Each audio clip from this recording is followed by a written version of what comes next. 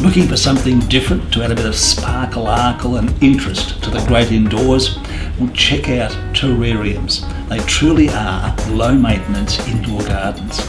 The origin of these miniature gardens enclosed in a glass container go back to the 1800s when Dr. Nathaniel Ward constructed a Wardian case to transport exotic plants from the Americas back to Kew Gardens in England.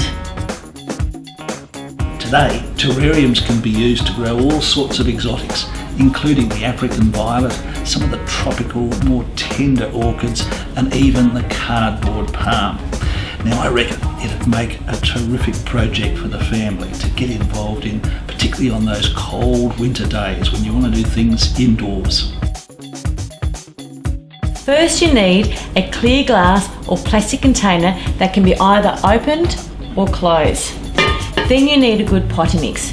Drainage is a critical requirement as there is no hole to allow excess water to escape. We suggest a layer of pebbles in the base, followed by charcoal, and then sphagnum moss to cover both of those drainage items so that the soil doesn't drop through and fill in the spaces. Potting mix goes on next, and lastly, it's time to plant. You can remove some of the potting mix from the root ball. Then position your plant in the centre of your container because as it grows, it will fill that space in the inside. Now use a little misting spray like this to do the watering, and the trick is not to go overboard. It's better to keep the plant slightly dry than over wet, and the reason? It's really difficult to get rid of excess moisture. If you have a lid, it may be a month or more before you need to water your plant, as moisture evaporates and condenses at night to run down into the base of your container, just like a tiny rain cycle, whereas open terrariums will dry out a lot quicker.